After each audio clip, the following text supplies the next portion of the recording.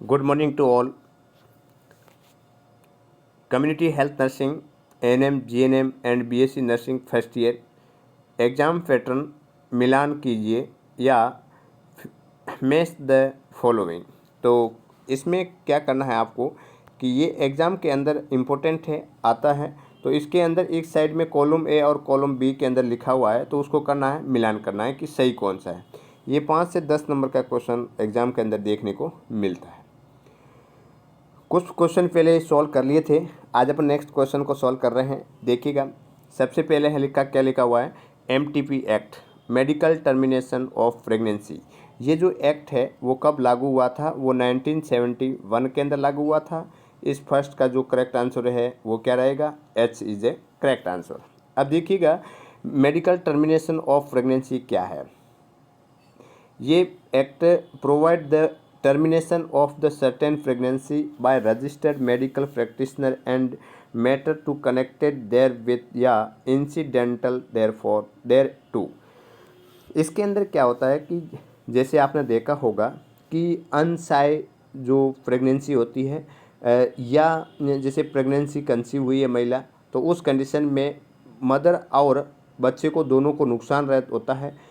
तो ऐसी कंडीशन के अंदर एक MTP एक्ट है, उस एक्ट के द्वारा, जिसके अंदर एक डॉक्टर के द्वारा देखा जाता है कि हाँ, इनको कंटिन्यूस प्रेगनेंसी रखने से खतरा है या जो किसी जो प्रोटेक्शन यूज़ कर रहे थे वो फेल्यूर हो गए हैं, तो ऐसी कंडीशन में एबॉर्शन करवाया जाता है जो लीगल होता है, उसको बोलते हैं MTP एक्ट।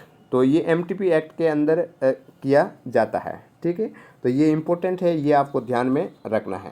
तो ये जब स्टार्ट कब हुआ था? वो 1971 के अंदर हुआ था। नेक्स्ट बात करते हैं ग्रामीण स्वास्थ्य स्कीम। ग्रामीण स्वास्थ्य स्कीम, तो इसके अंदर दूसरे का जो राइट है वो राइट रहेगा F। क्या रहेगा? F। क्या लिखा हुआ है F के अंदर? ये ग्रामीण स्वास्थ्य स्कीम है जो ग्राम के अंदर जितने भी जो हेल्थ से रिलेटेड कोई प्रॉब्लम होती है तो उसके दिक्कत के कारण इसमें 1977 के अंदर ग्रामीण स्वास्थ्य स्कीम की स्थापना की गई थी। नेक्स्ट है पल्स पोलियो प्रोग्राम। नेक्स्ट है IMNCI। IMNCI की जो स्थापना हुई थी वो कब हुई थी? 2001 के अंदर हुआ था। मैंने आपको बताया भी था, प्रीवियस क्लास के अंदर भी दिखाया था कि इसका जो फुल फॉर्म है वो बहुत इम्पोर्टेंट है, इसको आपको ध्यान में रखना है। नेक्स्ट बात करते हैं,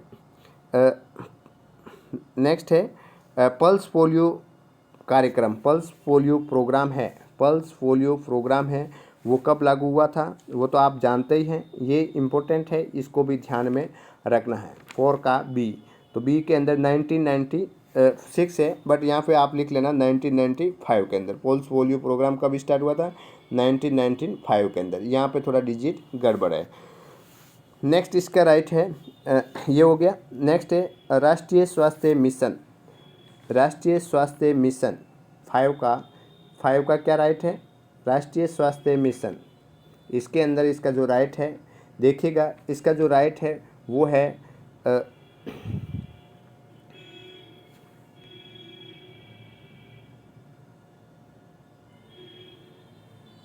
है NRSM। आपने देखा होगा कि 2005 से लेकर के 2012 तक, है ना, 12 या 13 तक चला था। तो ये है राष्ट्रीय स्वास्थ्य मिशन है 2013। तो इसका आंसर क्या रहेगा? 13 is the correct answer. Next बात करते हैं मिशन इंद्रधनुष। ये मिशन इंद्रधनुष किसके लिए आया था? टीकाकरण के लिए आया था। इसके बारे में भी मैंने प्रीवियस क्लास के अंदर आपको बताया हुआ है। उसके बाद में है NRTCP 7 का N7 का क्या रहेगा? 7 का रहेगा, ये जो है ये डॉट्स के अंदर आता है, ठीक है ना, NRTCP। अब देखिएगा NRTCP की फुल फॉर्म क्या है? Revised national TB control programme, ठीक है ना, revised national TB control programme. तो इसके अंदर डॉट्स से रिलेटेड देखो, based on the internationally recommended directly observe treatment short course strategy we launched in the 1997 के अंदर।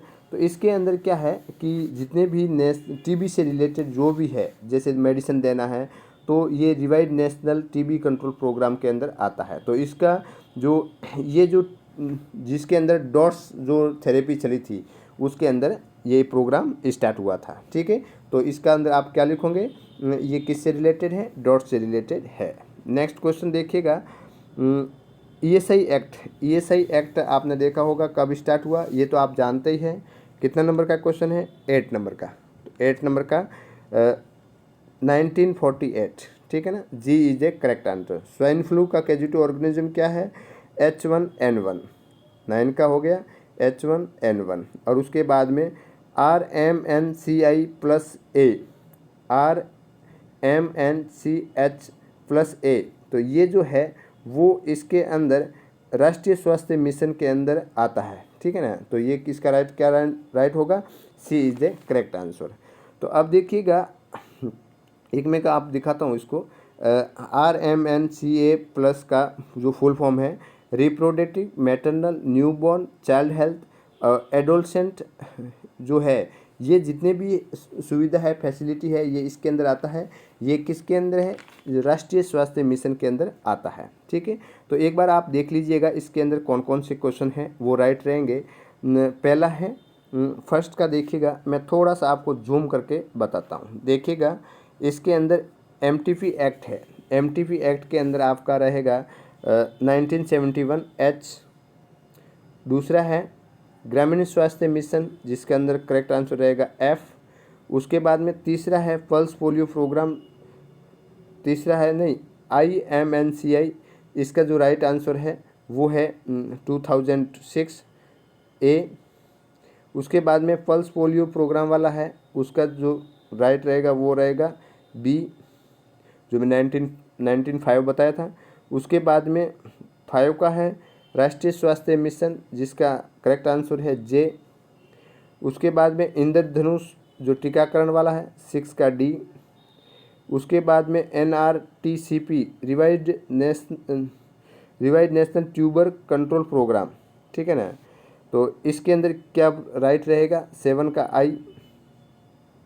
उसके बाद ESI एक्ट 1948 G। उसके बाद में स्वाइन फ्लू 9 E। और उसके बाद में 10 का जो राइट रहेगा वो रहेगा C। एक बार इसको देख लीजिएगा, इसको आप स्क्रीनशॉट ले लीजिएगा। नेक्स्ट, तो ये इस प्रकार से आपको मिलान करना है। नेक्स्ट बात करते हैं महिला शक्तिकरण। महिला शक्तिकरण, महिला शक्तिकरण जिसके अंदर इसका जो करेक्ट आंसर रहेगा वो रहेगा शताब्दी विकास लक्ष्य। ठीक है ना, महिला शक्तिकरण कब आया था, ये आपका सहस्त्राब्दी विकास लक्ष्य के अंदर आई थी। ठीक है ना, तो इस फर्स्ट का क्या रहेगा, ये रहेगा H is a correct answer. ठीक है, दूसरा है मानव अंग प्रत्यारोपण अधिनियम, ये कब आया था, ये आया था 1995 के अंदर, 1995 के अंदर आया था। ठीक है, अधिनियम आया था वो 1995 के अंदर आया था, ये ध्यान रखना है। दूसरा है पल्स पोलियो। पल्स पोलियो के अंदर किस वैक्सीन क्या देते हैं, पल्स पोलियो के अंदर ओरल पोलियो वैक्सीन दी जाती है। ठीक है, इसका करेक्ट आंसर ये रहेगा। दूसरा है इंट्रामस्कुलर इंजेक्शन है, उसके अंदर क्या है, IPV जो देते हैं वो इंट्रामस्कुलर देते हैं। ठीक है ना, IPV, तो इसको आपको ध्यान में रखना है। नेक्स्ट बात करते हैं राष्ट्रीय मानसिक स्वास्थ्य। राष्ट्रीय मानसिक स्वास्थ्य है वो अपने क्या है, एक वो कब लागू हुआ था, वो 1982 के अंदर कब हुआ था, राष्ट्रीय स्वास्थ्य मिशन है या राष्ट्रीय मानसिक जो स्वास्थ्य है वो कब लागू हुआ था, 1982 के अंदर। कब लागू हुआ, 1982 के अंदर। उसके बाद में सार्वभौमिक टीकाकरण, यूनिवर्सल जो टीकाकरण करते हैं उसके अंदर क्या है, कितने रोगों की जो टीकाकरण किया जाता है, 6 रोग। ठीक है ना, इसके अंदर 6 रोग आएगा, 6 किलर डिजीज, जैसे मैंने आपको बताया था 6 रोग।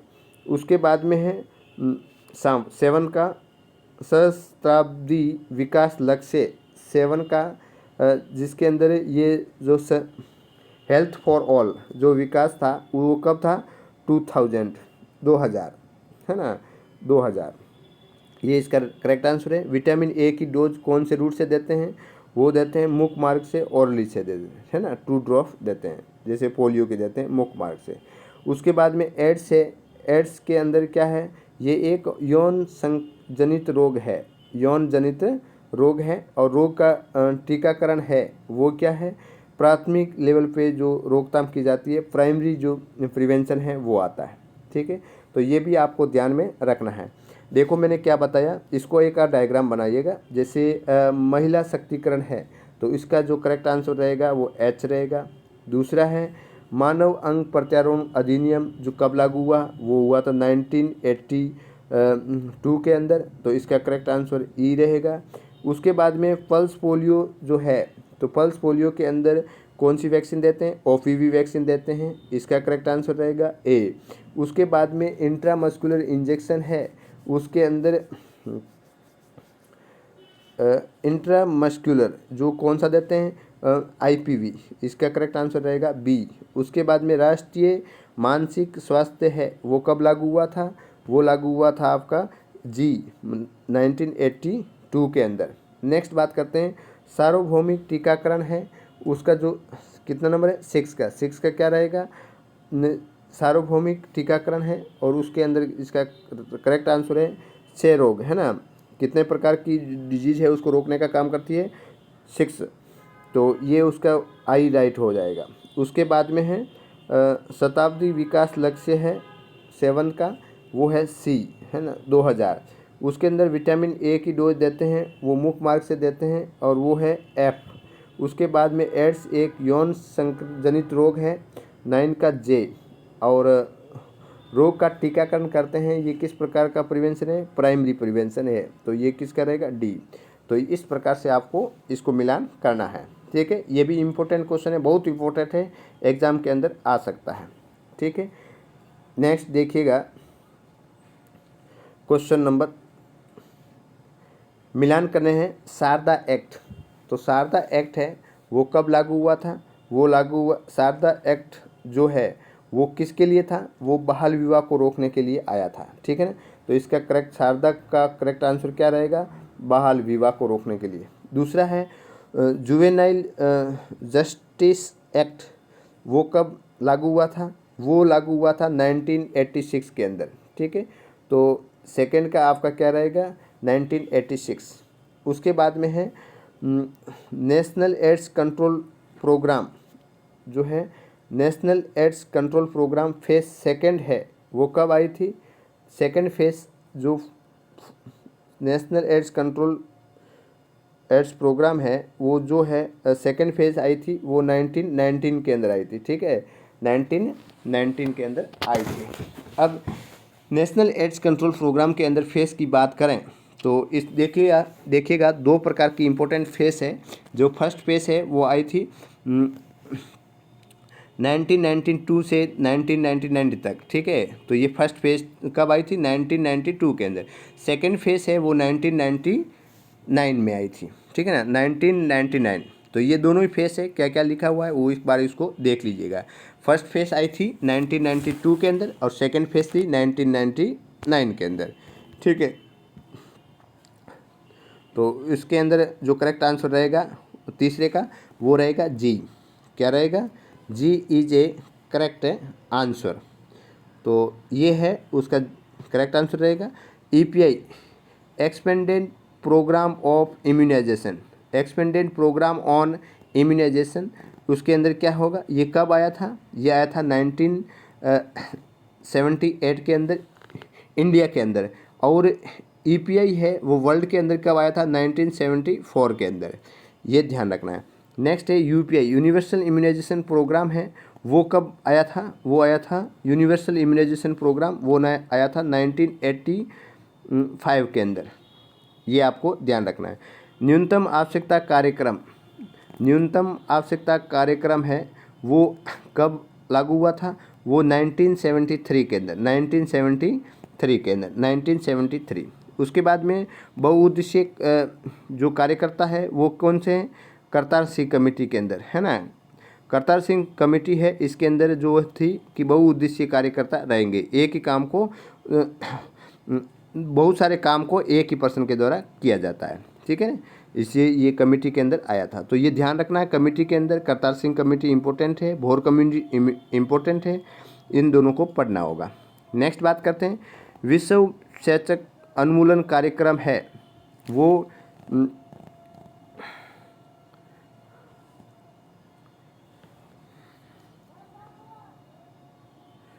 क्या लिखा हुआ है, विश्व चेचक उन्मूलन है वो है F 1980 के अंदर आया था, ठीक है ना। उन्मूलन कार्यक्रम जो स्मॉल पॉक्स है, चेचक को क्या बोलते हैं, स्मॉल पॉक्स, कब आया था, 1986 के अंदर उन्मूलन हो गया था।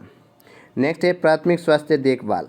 प्राथमिक स्वास्थ्य देखभाल है, उसके अंदर अल्मा अट्टा है ना, अल्मा अट्टा के अंदर जो प्राथमिक स्वास्थ्य देखभाल के लिए जोर ज़्यादा दिया गया था, ठीक है। तो 9 के अंदर क्या हो जाएगा, H। उसके बाद में लिपस लूप है वो गर्भ निरोधक है। लिपस लूप क्या है, एक गर्भ निरोधक डिवाइस है, ठीक है। तो इसको आप इस प्रकार से याद रखना है। देखिएगा, सबसे पहले शारदा एक्ट, जिसके अंदर पहले का क्या राइट होगा, वो रहेगा C। दूसरा जुवेनाइल जस्टिस एक्ट, उसका करेक्ट आंसर क्या रहेगा, E। उसके बाद में national AIDS control programme phase second, तीसरे का क्या राइट होगा, G। उसके बाद में EPI, इसका करेक्ट आंसर क्या रहेगा, 4 का A। उसके बाद में UPI, इसका करेक्ट आंसर क्या रहेगा, B। न्यूनतम आवश्यकता कार्यक्रम, इसका जो राइट आंसर क्या रहेगा, J। बहुउद्देशीय कार्यकर्ता, इसका राइट आंसर क्या रहेगा, I। उसके बाद में विश्व चेचक उन्मूलन प्रोग्राम, ये चेचक उन्मूलन कब हुआ था, 1986 के अंदर।